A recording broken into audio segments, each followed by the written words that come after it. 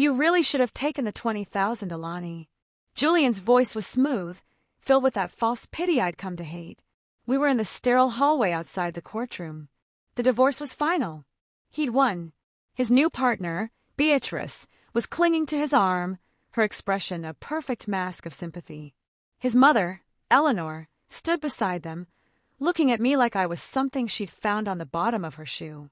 It would have at least covered your rent for a few months, Julian continued, adjusting the cuff of his expensive suit. Now, well, you get nothing. Just as you came. Just as she came, Eleanor echoed, her voice like ice. With nothing but a cheap suitcase and a loud laugh. At least we taught you how to dress, dear. They all chuckled. The mockery. It was thick, it was heavy, and it was meant to break me.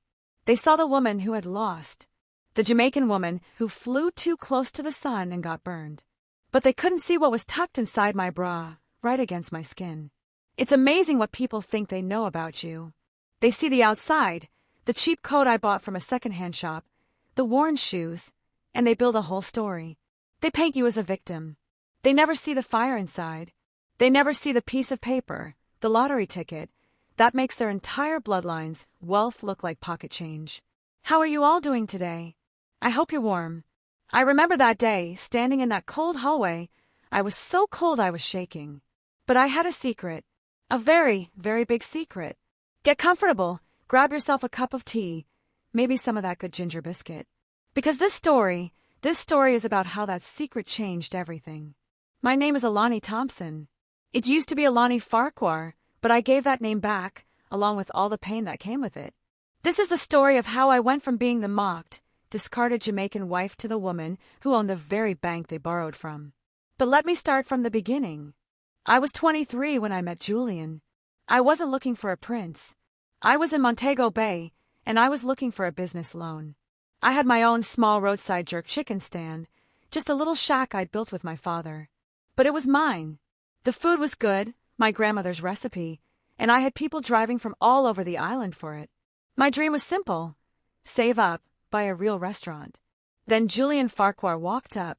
He wasn't like the usual tourists. He had an air about him. Old money, my Nana would have called it. He was from London, in Jamaica on business. He ate my food, and he said it was the best thing he'd ever tasted. He came back the next day. And the next. He said he loved my food. Then he said he loved my ambition. Then he said he loved me. I believed him. I was young, and I believed in love. I believed that my hard work, my spirit, my good heart. I thought that was what he saw. I thought he was different. He told me I was wasting my talent in that shack. He said, "Come to London with me, Alani. You won't have to worry about loans. You can have any restaurant you want." So I did it. I sold my stand, the one my father and I built. I packed my one suitcase, kissed my Nana goodbye, and I moved to London to become Mrs. Julian Farquhar. The dream faded fast. The London he showed me was not the London I'd imagined. It was cold. It was gray. And his family, they were the coldest of all. His mother, Eleanor Farquhar, was the matriarch. The first time she met me, she looked me up and down and said, "Well, she's vibrant." From that day on, I was her project. My accent was too strong. "It's water, dear, not wata." My clothes were too bright. My laugh, the one Julian said he loved, was too loud. "Jamaican women are robust, dear," she'd say at her awful, silent dinner parties. "They aren't built for refinement." And Julian, the man who loved my spirit, he changed. He started to agree with her. "Do you have to argue with Mother, Alani? Just do as she asks." He'd correct me in front of his friends. "It's whom, darling, not who." I stopped cooking my food. He said the smell of pimento and Scotch bonnet was too ethnic for the house. I tried. I really tried. I wanted to be accepted. That was my flaw. I wanted so badly for them to see me, to see my worth, that I started to lose myself. I became quiet. I wore the beige and gray clothes Eleanor bought me. I stopped talking about my restaurant dream. It became a joke to them. Alani's little chicken fantasy. The breaking point came about a year ago. We had a terrible fight.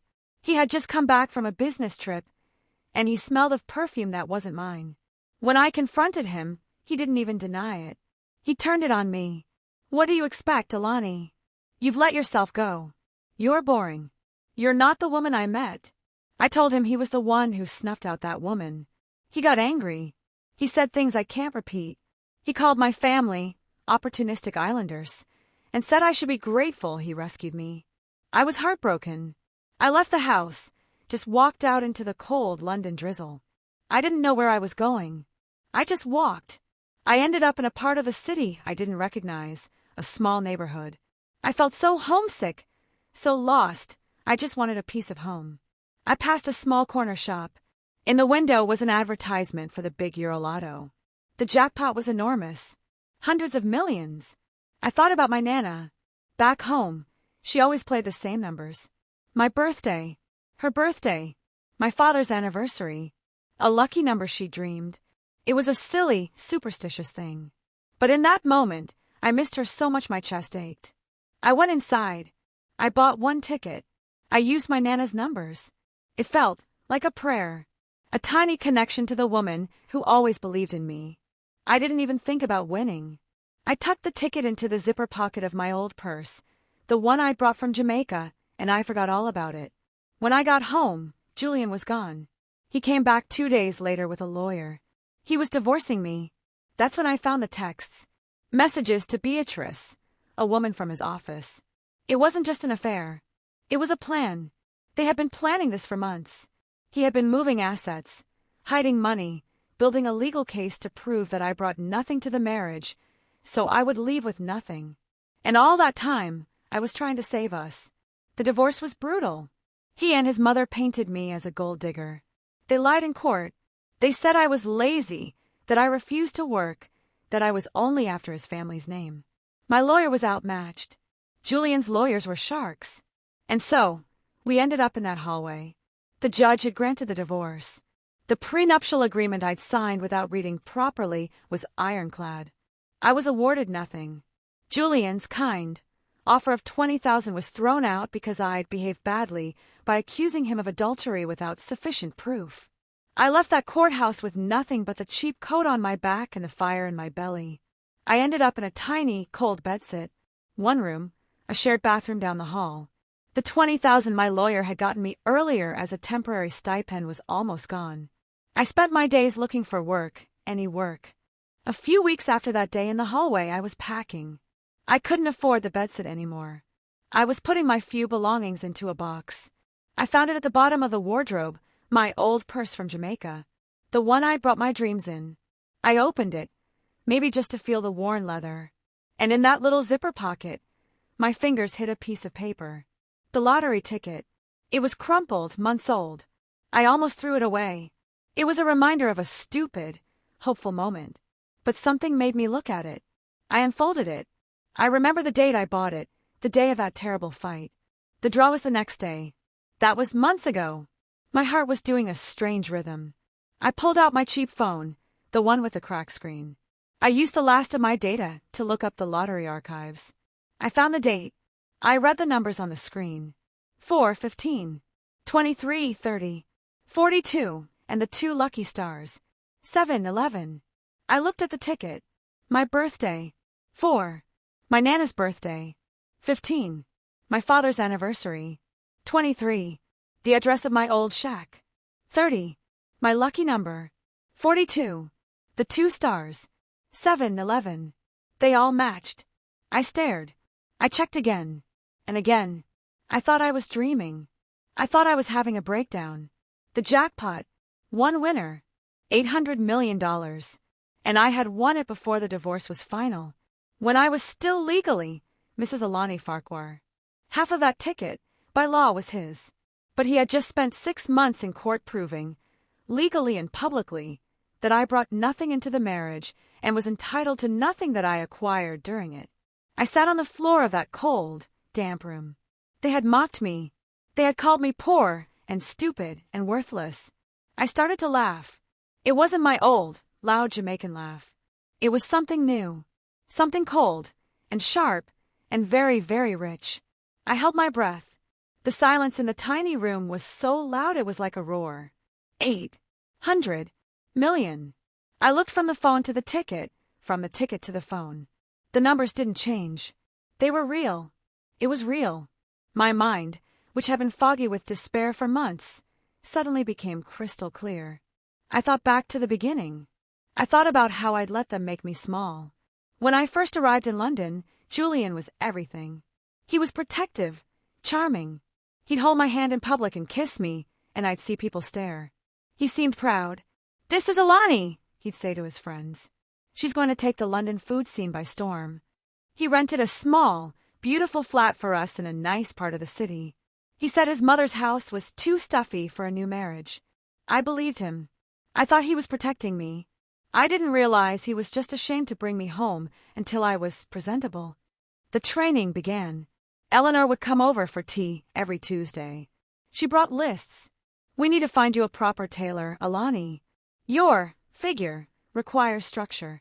We need to work on your elocution. People judge you by your voice. You must stop telling people you ran a shack. It's uncivilized. Tell them you were in hospitality management." I tried. I really, truly tried. I wanted to make him proud. I wanted his mother to see that I was worthy of her son. Then came Beatrice. She was Julian's colleague, his work wife, as he jokingly called her. She was everything I wasn't. Sleek, blonde, quiet, and she wore sharp, expensive-looking gray suits. She took me to lunch, supposedly to help me acclimate. "It must be so overwhelming," she'd said, sipping her mineral water while I stared at a menu I couldn't understand. "Julian is from a very specific world. Eleanor just wants him to be happy. Don't take her criticisms to heart. She's just protective." I was so desperate for a friend, for an ally, I latched onto her. I confided in her. I told her how homesick I was. I told her how Julian seemed to be pulling away, how he was always working late. "Oh, that's just Julian," she'd said, touching my hand. "He's under enormous pressure. The best thing you can do is just be quiet, be supportive, and not add to his stress. He needs a sanctuary at home, not more problems." I felt so guilty. I felt like I was failing him. I called my Nana back in Jamaica. Her voice was the only thing that felt like home. I told her I was struggling. "Alani, child," she'd said, her voice crackling over the line. "A man who loves a mango tree doesn't ask it to grow apples. You remember who you are. Your father built that stand with his own 2 hands for you.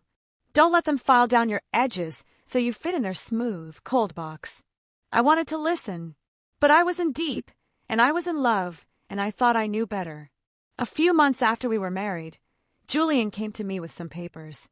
"Darling," he said, kissing my forehead, "I've opened our joint investment account. This is for our future, for the restaurant. I had my money from the sale of my stand. It was about £15,000. It was everything I had in the world. It was my father's legacy. It was my future. I've put in $20,000 to start," he said. "If you add your savings, it shows a sign of good faith. It shows we're a partnership." A partnership.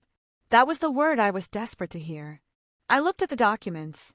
They were full of legal words I didn't understand. But I saw his signature. I saw the bank's logo. I trusted him. I signed the papers and I transferred every penny. I felt a surge of pride. We were building something together. That feeling lasted until our first big dinner party. Julian's parents were there, along with his important friends. I wanted to contribute. I wanted to show them a piece of me, a piece of my culture that I was proud of. I spent all day making appetizers, little crispy plantain cups filled with ackee and saltfish. I was so nervous carrying the tray out. The conversation stopped. People stared at the tray. Eleanor picked one up, looked at it, and put it back down. "Alani, dear," she said, loud enough for everyone to hear. "While I admire the rustic effort, this isn't the sort of food for a civilized gathering. It's street food, and it smells quite strong." I froze. My face burned. I could feel every eye on me. I looked at Julian, begging him with my eyes. "Say something. Defend me." He cleared his throat. He gave a tight little laugh. "Darling, perhaps Mother is right," he said, not looking at me. "It's a bit aggressive for our guests. Maybe just bring out the cheese board Beatrice sent over." That was it. That was the first betrayal. It wasn't just about the food. It was about me, my home, my culture. He had publicly sided with her. He had called me aggressive. He had chosen Beatrice's cheese board over me. I remember walking back to the kitchen, my hands shaking. I put the tray down. I looked at the food I had made with love, and for the first time, I felt shame. He had made me feel ashamed of who I was. That night, after everyone left, I tried to talk to him. "Why did you do that, Julian?" "Do what?" he said, loosening his tie. "Stop being so sensitive, Alani. Mother was just being honest. You need to learn these things if you're going to be my wife. It's who I am, Julian. That's the food I love, the food you said you loved." "I loved it in Jamaica," he snapped. "This is London. It's different. Honestly, Alani, sometimes you're just exhausting. Can't you just try to fit in?" I went to bed and cried. He didn't come into the bedroom. He slept on the sofa. That was the first time. It wouldn't be the last. Now, sitting on the floor of that freezing bedsit, I looked at the lottery ticket again. 800 million. I thought about that joint account. I thought about the 20,000 he'd supposedly put in. I thought about the lies, the manipulation, the slow, deliberate erosion of my entire self. They had mocked me. They had called me poor. They had called me worthless. They had taken my 15,000 pounds, my father's legacy, and called it nothing. I looked at my reflection in the cheap, cracked mirror on the wardrobe door. The woman looking back was thin. Her eyes were hollow. She looked broken. But when I looked down at the ticket, I felt something shift inside my chest. It was a cold, hard little kernel of something. It wasn't hope. It was precise. It was calculating. He wanted me to have nothing. He'd gone to court to prove I had nothing. He'd won. I stood up. I went to the shared bathroom down the hall, and I splashed cold water on my face. I looked at my reflection again in that flickering, damp light. "Okay, Julian," I whispered to the broken woman in the mirror. "You want me to have nothing? Let's play." The first thing I had to do was find out if the ticket was real. And if it was, I had to claim it. And I had to do it without him, his mother, or anyone else in the world finding out. This was no longer a dream about a restaurant. This was a war. And I had just been handed the biggest weapon in the world. My hand was shaking, so hard I could barely hold the phone. I kept looking at the ticket, then at the number I'd found online for the National Lottery Claims line. My finger hovered over the call button. What if it was a mistake? What if I called, and they told me it was a misprint, or that the ticket was void, or that it had already been claimed? The hope was so big it was painful. It felt like if I poked it, it would burst and kill me. I took a deep breath. I thought about Julian's smirk in that hallway. I thought about Eleanor calling my laugh loud. I thought about Beatrice's false sympathy. I pressed the call button. A polite, cheerful voice answered. "National Lottery, how can I help?" My mouth was dry. I think I have a winning ticket. From a few months ago. I just found it. "Not a problem at all, love," the woman said. "Happens all the time. Can you read me the serial number from the front?" I read the numbers. My voice was a whisper. There was a pause. The sound of typing. "Okay, and can you read me the numbers you played?" "For the draw on, let's see. March 12th. I read them. 4, 15, 23, 30, 42, and the stars, 7 and 11. The line went completely silent. I thought she'd hung up. "Hello? Are you there?" Her voice came back, and all the cheerfulness was gone. It was replaced by a kind of stunned, professional calm. "Ma'am, can you please confirm your name?" "Alani. Alani Thompson." "And Miss Thompson, are you sitting down? Are you somewhere safe?" My heart stopped. "Yes. I'm in my room. Miss Thompson, on behalf of the National Lottery, I am confirming that those are the sole winning numbers for the $800 million Eurolotto jackpot." I slid down the wall. I couldn't breathe. The phone slipped from my hand. I heard her tiny, distant voice calling, "Miss Thompson? Miss Thompson, are you all right?" I snatched the phone back up. I'm here. It's real. It's very real, Miss Thompson," she said. Her voice was kind now. We've been waiting for this one. It's the largest unclaimed prize in our history. You're just under the wire for the claim deadline. 800 million. I wasn't just rich. I was one of the richest people in the country. Now, she continued, we need to move to the next step. Validation. We need you to bring the ticket to our headquarters in Watford. We will have our winners team meet you. They'll take care of everything. And then, of course, we'll need to schedule the press conference. The words hit me like a bucket of ice water. Press conference? Well, yes. For a win this big, it's part of the process. The public loves to see who won. We'll have champagne, the big check. My blood ran cold. A press conference. My face, plastered on every newspaper on the evening news. They would see it. Julian, Eleanor, Beatrice. Julian would know. He would check the date. March 12th. We were still married on March 12th. He would come for it. He would tear me apart in court, arguing I had hidden it, that I had committed fraud. And with his family's lawyers, he might even win. No, I said, my voice suddenly hard. I'm sorry, the woman asked. No press conference. I won't do it. Miss Thompson, I'm afraid for a prize of this size, publicity is non-negotiable. It's in the terms and conditions. I won't do it, I said again, and I hung up the phone. I sat there, in the silence, the ticket clutched in my hand. I had $800 million, and I was trapped. I couldn't claim it without them finding out. But I could not claim it. I was back in the same box they had put me in. Powerless. I had no one. No friends. No family here. I looked at my cracked phone screen. There was only one person in the world who had never, ever let me down. I dialed the number for Jamaica. It rang 4 times, and then I heard her voice. Hello. Nana. Alani, child. My heart. Why you sound so? You sound like you see a ghost. I burst into tears. It wasn't a cry of sadness. It was a cry of pure, desperate pressure. I couldn't hold it in.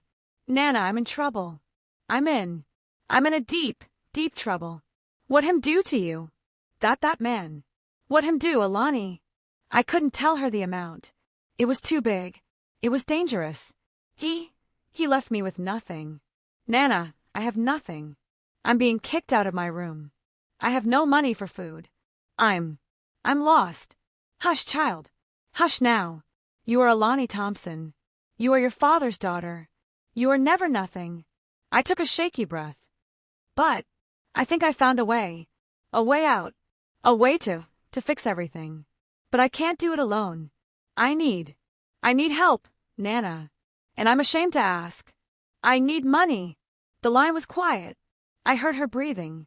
You are never ashamed to ask your family for help, she said, her voice firm. How much?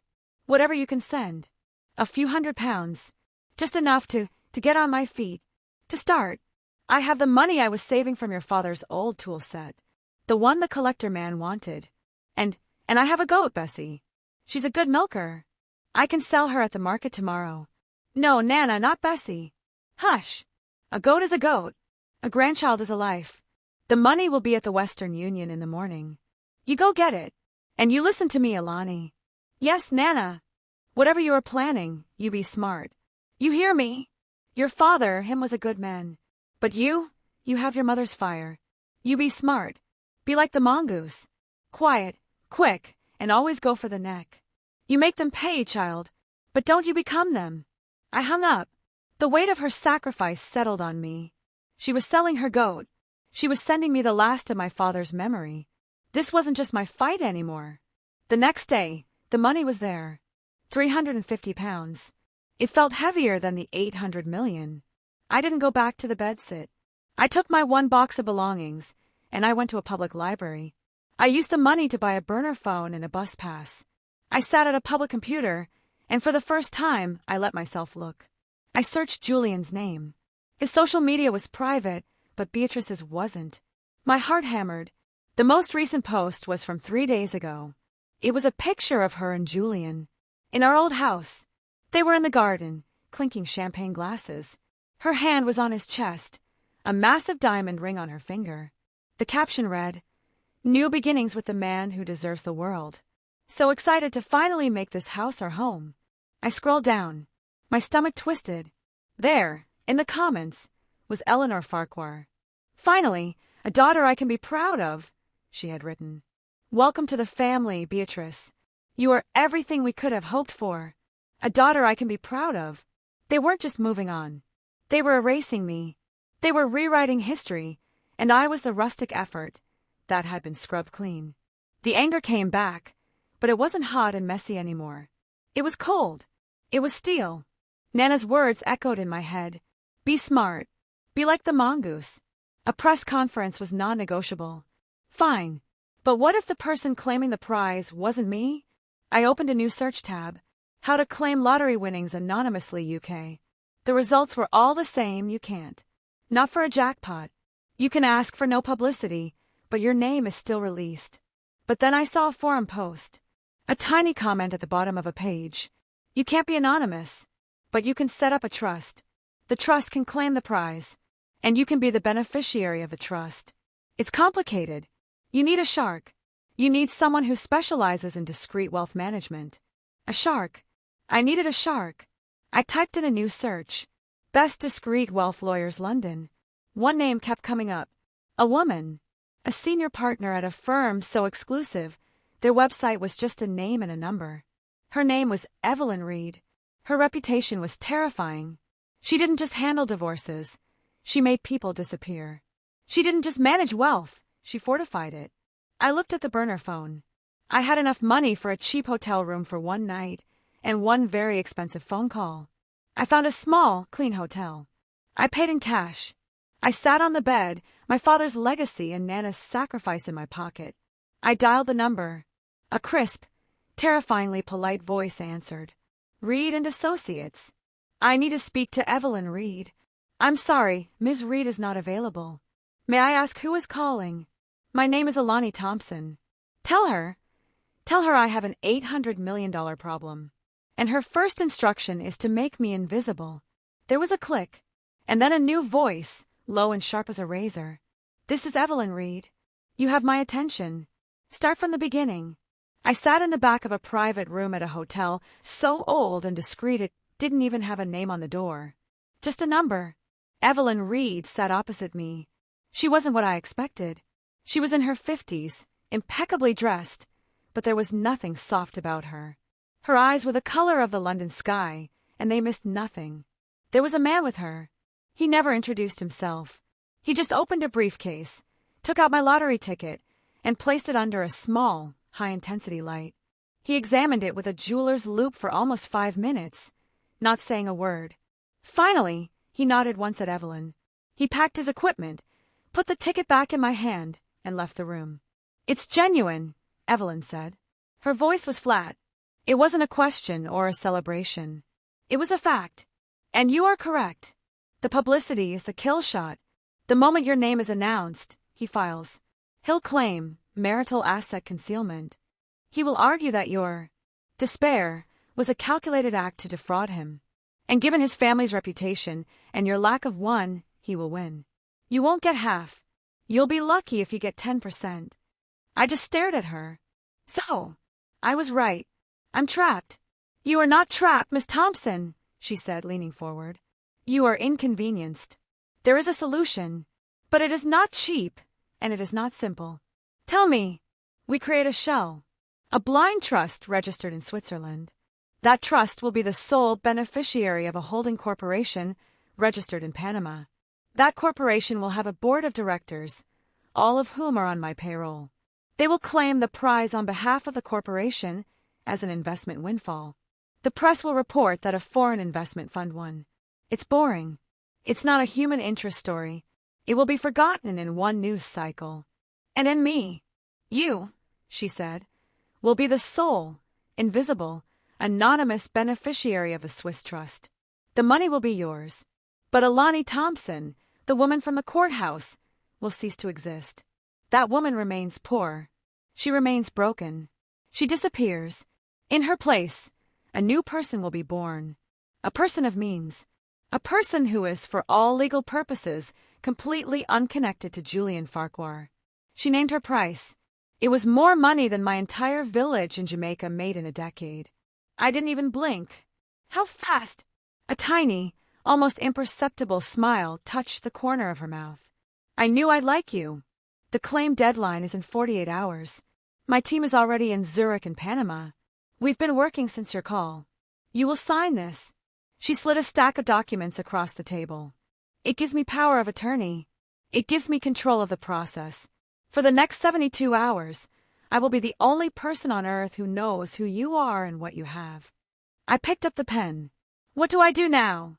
Now, Evelyn said, you become a ghost. You will not go back to your old room. You will not use your old phone. You will not contact anyone. Not your family. Not a friend. No one. The Farquhars believe you have crawled away to die. You will let them. You will be moved to a secure, private residence. You will stay inside, and you will wait for my call. The residence was a minimalist, high-security apartment in a building with no name. It was beautiful, sterile, and lonelier than the damp bedsit. I was a prisoner in a palace. For 3 days I heard nothing. I had no phone, no internet, just the television. I watched the news obsessively. The pressure was building. I saw reports. Mystery 800M winner has just 24 hours to claim.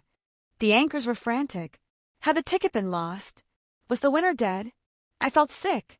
What if Evelyn was a fraud? What if she'd taken my ticket and disappeared? Then, on the final day, just hours before the deadline, the news broke. We have a winner, the anchorwoman chirped. The $800 million jackpot has been claimed by a Panamanian holding company named AT Enterprises. The company has stated it intends to use the funds for European charitable investments. A bit of a boring end to a long mystery, folks. I sat on the floor, my whole body shaking. She did it. She had actually done it. AT Enterprises. Alani Thompson. She'd hidden me in plain sight. The next day, Evelyn appeared at the apartment. She brought a new laptop and a new phone. Welcome to your new life, Miss Thompson, she said. She placed a small, hard drive-like device on the table. This is your secure banking key. The funds, minus my fees and taxes, have been transferred to your Swiss account. The total is $702 million. I opened the laptop. I went through the security steps, and I saw the number, $702 million. I didn't feel joy. I didn't feel relief. I felt heavy. I felt the weight of it. I thought of my Nana. I thought of her selling her goat. What do I do with it? I whispered. That, Evelyn said, is why we are now moving to phase 2. You are no longer a client. You are a student. You are the CEO of a major corporation, and you know nothing. You are a target for every con artist, gold digger, and distant relative on the planet. Your first lesson, silence. Your second, asset management. Your third, how to use this. She tapped the laptop. This isn't just money, Miss Thompson. It's a weapon. And you, I suspect, have a war to fight. For the next 2 months, I vanished. Evelyn's team descended. Tutors, financial advisors, legal experts. I worked 18 hours a day. I learned about offshore accounts, about stock portfolios, about real estate law, about philanthropy as a financial tool. I learned how to read a balance sheet. I learned how to create a foundation. I also learned how to be the new Alani. My accent, the one Eleanor hated, was refined. Not erased, but sharpened. It was still Jamaican, but now it was the accent of a woman who owned half of Jamaica, not one who ran a shack. I was given a new wardrobe, tailored and severe. I was taught posture, elocution, how to walk into a room and own it. I was being rebuilt, piece by piece. But in the middle of all this, the old Alani was still burning. Evelyn, I said one night after a brutal 10-hour session on tax law, I need you to find something for me. We found everything. We know where Julian banks, where he lives. No, not him. I need to find the woman who took me to lunch. Beatrice. I need to know everything about her. And I need to find an old investment account I signed. A joint account with Julian. I put £15,000 in it. It was my father's money. I want to know what happened to it. 15,000. Evelyn raised an eyebrow. Alani, that's pocket change to you now. It's not about the money, I said, my voice cold. It's about the lie. I want to know. Evelyn assigned her best forensic accountant, a man named Mr. Thorne. He was MI6, and he looked it. He was quiet, gray, and saw everything. While he worked, I couldn't help myself. I broke Evelyn's rule. I used the secure laptop and I looked. I found the wedding announcement. Julian Farquhar and Beatrice Langley. It was set for 6 weeks from now, at the Farquhar family estate. It was going to be the society event of the season. And the pictures, they were in our old garden. The one I had tried to plant hibiscus in, before Eleanor had them ripped out and replaced with proper English roses. They were smiling. They looked triumphant. A week later, Mr. Thorne delivered his report. It was a simple, thin black binder. Evelyn sat with me as I read it. The blood drained from my face. The joint investment account never existed. The papers I signed weren't for an investment. They were transfer of ownership papers. I had signed my entire £15,000 over to Julian directly. It was never a partnership. It was theft. And Beatrice, Mr. Thorne had dug deep. She wasn't just his work wife. They had been in a relationship for 3 years. Before he even met me. I wasn't the love of his life. I was the interruption. Why marry me? Thorne's report was clinical. Mr. Farquhar was in line for a promotion to partner. The board at his firm is very traditional. They value family men. His relationship with Miss Langley, a subordinate, was a liability. Marriage to a stable outsider was advisable. I was a prop, a tool to get him a promotion. A stable outsider. The report continued. The £15,000. It wasn't invested. I saw the bank statement. The day after I signed the papers, Julian Farquhar made a purchase. A single transaction. For £14,990. A down payment on a brand new Audi R8. The car he'd driven when he first took Beatrice away for a business weekend. He had stolen my father's legacy, my inheritance, my shack, to buy a sports car to impress the mistress he had all along.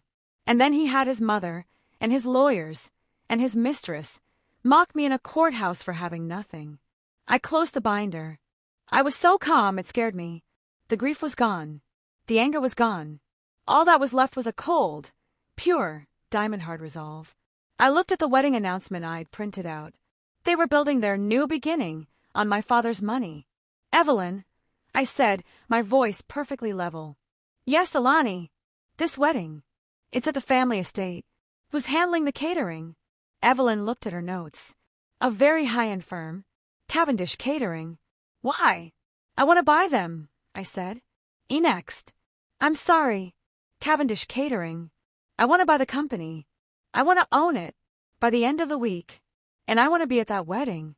Evelyn looked at me. The shark was seeing the shark. That, she said, can be arranged. The 2 weeks before the wedding were not a descent. They were a dissection. I moved out of the sterile apartment and into a war room Evelyn had set up in a different, undisclosed location. It was a suite of offices with soundproof walls. Mr. Thorne was there permanently. We had financial charts, timelines, and personnel files projected onto the walls. The Farquhar fortune is a house of cards, Mr. Thorne explained on the first day, pointing to a complex diagram. He had the same dispassionate tone he'd used when describing the theft of my father's money. The family estate is mortgaged to a degree I can only describe as suicidal.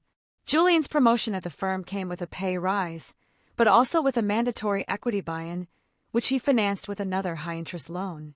They are living on debt, reputation, and sheer arrogance. Who holds the debt on the estate? I asked. A syndicate of private banks, Evelyn answered, taking over. They're vultures. They've been waiting for a default. They would be delighted to foreclose. Buy the debt, I said. Evelyn and Thorne looked at me. All of it, I continued. I don't care what it costs. I want to be the one holding the paper on their home. I want to own the roof over their heads. Evelyn smiled. Mr. Thorne. Thorne just nodded. Consider it done. Next, I said. Julian's firm. He got his promotion based on a lie. His stable marriage to me. His ongoing, undisclosed relationship with a subordinate, Beatrice, is a major liability. A lawsuit waiting to happen. What do you want to do? Evelyn asked. We're going to become their biggest client. AT Enterprises needs a new London legal team. A very, very big one.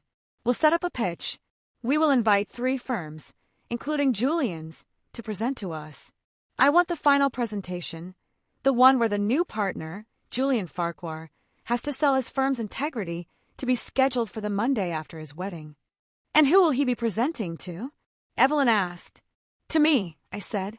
While Mr. Thorne went to work, buying hundreds of millions in debt and pulling strings in the London legal world, I went to the kitchens. I didn't just change the menu. I became the menu. I taught the terrified, classically trained French chefs how to handle Scotch bonnets, how to properly fry plantain, how to balance the salt and ackee, how to get the jerk spice to form a perfect, black crust. No, I'd snap, my Anna Allen voice gone, replaced with the sharp bark of a head chef. You're burning the pimento. You're killing it. Do it again. I want the smell to be so strong it hits them at the front gate. The kitchen, once a quiet, refined place, was filled with the sounds and smells of my childhood, of my shack. It was loud. It was vibrant. It was everything they hated. As the financial pieces clicked into place, I felt a new kind of power. But it was cold. It was hollow. I hadn't spoken to my Nana in weeks. I was surrounded by lawyers and accountants, but I had never been more alone. One night, I couldn't take it. I had to hear her voice. I knew it was a risk. Evelyn would have been furious. I left the war room, disguised in a plain tracksuit, a cap pulled low. I walked for miles in the rain until I found a public payphone. I dialed her number. Hello. Nana, I whispered. Alani, my child. Praise God. I've been so worried. Your voice, you sound so thin. I'm okay, Nana. I'm safe. Did you get the money? Did you eat? Yes, Nana. I got it. It helped. It helped me start. Good. I bought a new goat. A young one. I call her Bessie too. She's not the same, but she is a good goat. I closed my eyes. Her sacrifice, her $350. It felt so much more real than the $702 million sitting in Switzerland. Nana, I'm doing something. Something big. I'm fighting back. I know, child, she said quietly. I know that fire in you. You just remember what I said.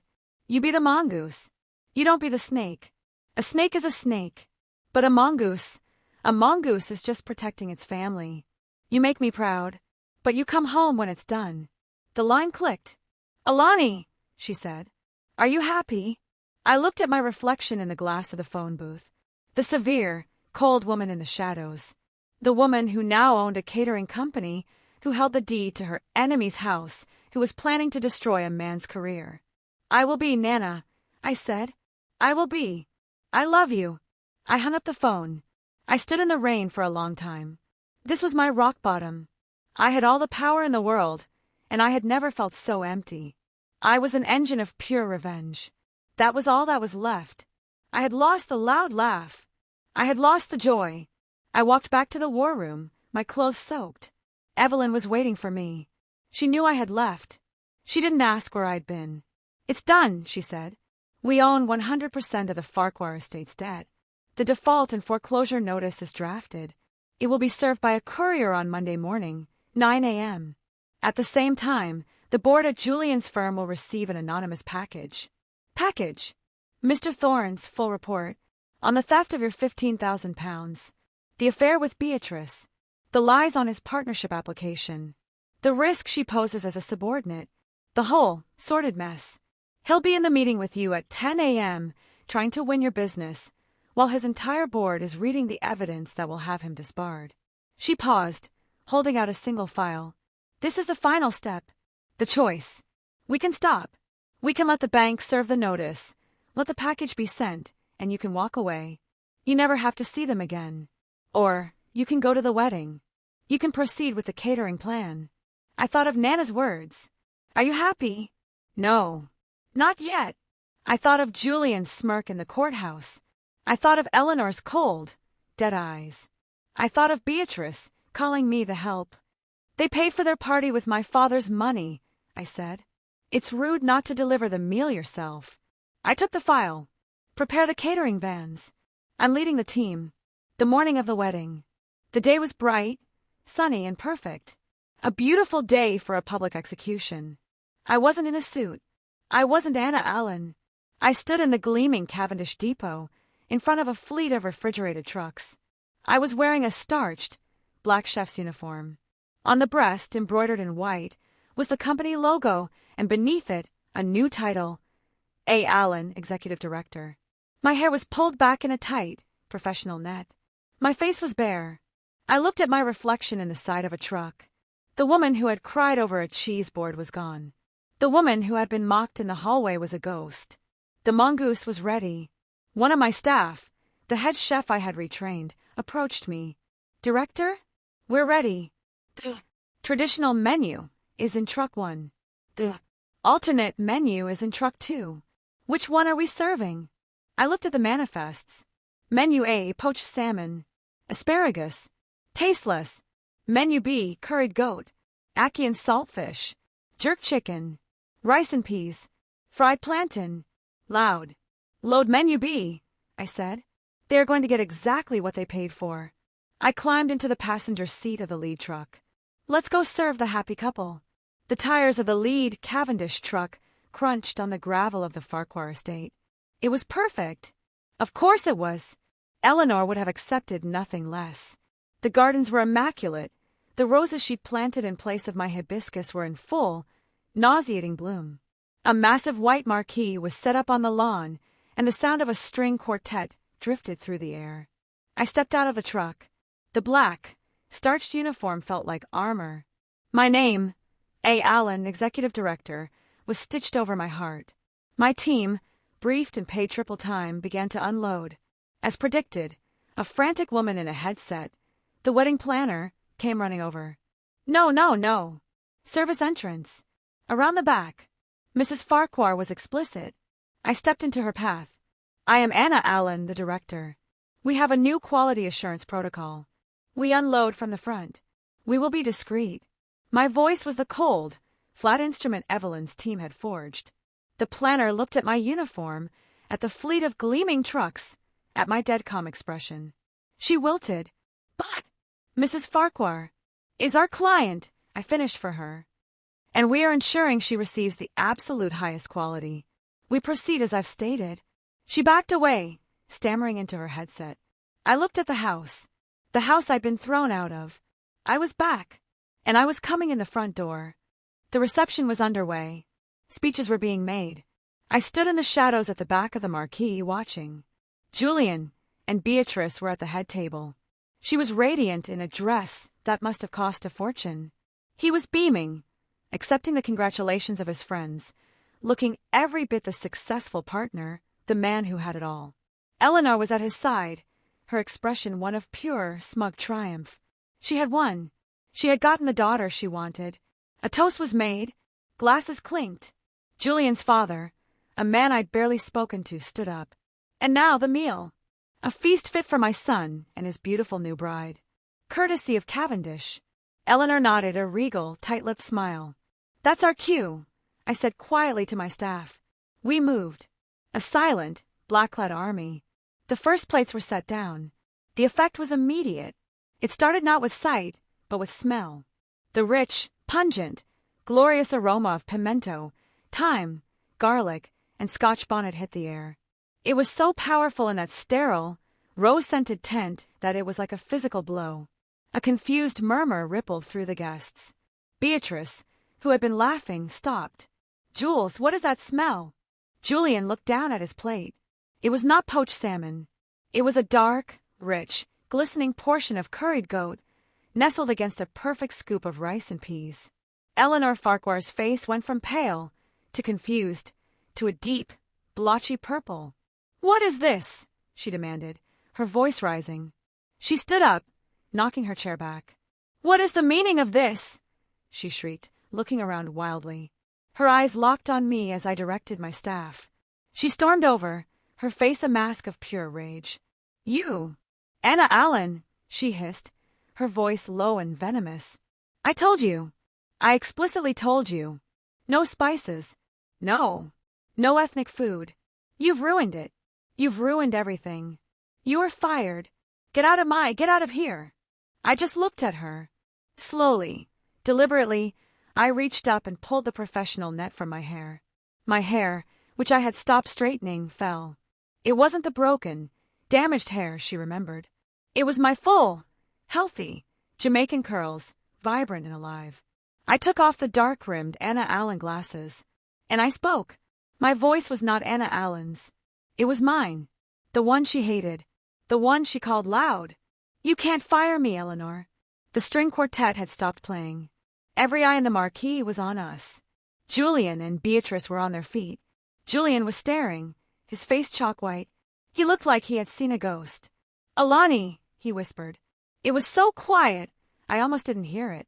Hello, Julian, I said. My voice was calm. It carried across the entire tent. You look surprised. Don't you recognize me? It's Alani, the woman with the cheap suitcase. The one who wasn't built for refinement. The one with the loud laugh you tried so hard to silence. Beatrice grabbed his arm. Julian, what is she doing here? Get security. Get her out. I laughed. It wasn't my old, joyful laugh. It was the new one. The cold, sharp, multi-million-dollar one. Get me out? Oh, Beatrice, I'm not the help. I gestured around the magnificent estate. The ancient trees, the priceless gardens, the centuries-old house. I'm the creditor. I saw Julian flinch. All of this, I said, my voice dropping. I own it. Or, to be precise, I own the 8-figure mortgage syndicate that holds the deeds. Which, as of 9 a.m. on Monday, when you officially default, is the exact same thing. Eleanor's hand went to her throat. Debt? What are you talking about? You should really read your loan agreements, Eleanor. They're almost as tricky as a prenuptial agreement. I turned my full attention to Julian. He was shaking. You like the food? I asked, walking closer to the head table. I picked up a piece of golden, crispy fried plantain from a platter. It's my grandmother's recipe. The one from the little chicken fantasy you and your friends used to mock. The one you paid for. Paid for? He stammered. Yes, with my father's money. The color drained from his face. The 15,000 pounds you stole from me, Julian. The money you used to buy that tacky sports car to impress your mistress. The money you also used to put the deposit down on this very rustic wedding. I just thought it was only fair that you actually got what you paid for. You paid for the street food. So eat it. A man at a nearby table stood up. He looked important. I recognized him from Thorne's files, the managing partner at Julian's firm. Julian, the man said, his voice grave. What is this woman talking about? She's lying. Julian shouted, but sweat was pouring down his face. She's insane. She's broke. We divorced. She has nothing. She's not lying, I said. I signaled to the entrance. Mr. Thorne, dressed in the impeccable suit of a high-end security director, walked forward. He handed a single, thin black binder to the managing partner. That's the forensic report, Mr. Davies, I said. It's all in there. The bank transfers from my account. The deed of sale for the Audi R8, purchased the next day. The original papers I signed, thinking I was building a partnership with my husband. It's all there. I looked back at Julian. A copy of that report is also being delivered to your entire board on Monday morning, right before I meet with them to discuss AT Enterprises moving its, it's an $800 million legal account to your firm. Or should I say your old firm? Julian Farquhar collapsed into his chair. 800 million. The number echoed in the silence. Beatrice let go of his arm like he was on fire. Her face, a mask of horrified calculation, snapped to me. She wasn't seeing Alani. She was seeing the money. Julian looked up, his eyes wide with a dawning, terrible understanding. You won the lottery, he whispered. That day, the fight, you hit it. I walked right up to their table. I leaned in, so only they could hear me. No, Julian, I said, my voice ablaze. You proved it. You stood in a court of law. You had your mother lie on the stand. You had your sharks argue that I was nothing, that I brought nothing and I left with nothing. You wanted me to have nothing. You won. You got exactly what you argued for. My ticket, my winnings, they were mine. All mine. Your own greed made sure of it. I straightened up and looked at Beatrice. He was cheating on you with me, you know, I said, my voice conversational. He needed a stable outsider to get his promotion. You were the liability. I was the prop. And now, you're just the woman married to the man who stole my father's money to buy you a party. Congratulations. I turned to the stunned, silent guests. My apologies, ladies and gentlemen, for the surprise. I smiled. The meal has been served. But please, don't leave without your party favors. On cue, my staff, the black-clad Cavendish team, moved through the tables. They weren't serving food. They were handing every single guest a small, embossed black envelope. A guest near the front opened his. He pulled out a single sheet of paper. "Good Lord," he whispered. It's a foreclosure notice." Eleanor Farquhar saw it. She saw her friends, her society rivals, all reading the legal notice that she was about to lose her ancestral home. She made a small, wet, choking sound, and fainted, sliding right off her chair and onto the floor. No one moved to help her. I looked at the chaos. Julian, a broken, hollow shell. Beatrice, already backing away from the table, her dream dissolving. Eleanor, unconscious on the grass. I unfastened the black chef's jacket. I let it fall to the floor. Underneath, I wasn't wearing a uniform. I was wearing a simple, elegant, devastatingly expensive silk dress in the brightest shade of Jamaican hibiscus. "Enjoy the meal," I said to the stunned room. "It's the last one you'll be eating in this house." I turned. I didn't run. I didn't rush. I walked. Right down the center aisle, past the rows of shocked, silent faces. Past the managing partner reading my father's story. Past the ruined family that had tried to destroy me. I walked out the front of the marquee, into the perfect sunlight. Evelyn was waiting, holding the door of a black Rolls-Royce. The mongoose had left the building. The black Rolls-Royce was silent as we pulled away. I watched in the side mirror as the Farquhar estate, my former prison, and now my conquered territory, shrank into the distance. I could still see the chaos of the white marquee, the dark figures of my staff clearing away the food, the frozen silhouettes of the guests. I was expecting to feel a surge of pure, ecstatic joy. I was waiting for the vindication to wash over me, a warm wave. But it didn't come. I felt quiet. I felt empty. The engine of revenge that had been driving me for months had just run out of fuel. And I was left in the silence, a ghost in an expensive car. Evelyn, sitting opposite me, watched me for a long moment. "Revenge, Alani," she said, her voice softer than I'd ever heard it. "It's a meal best served cold, but it's not a very warm meal. What you're feeling is the end of the war. Now you have to figure out the peace." She was right. I had won.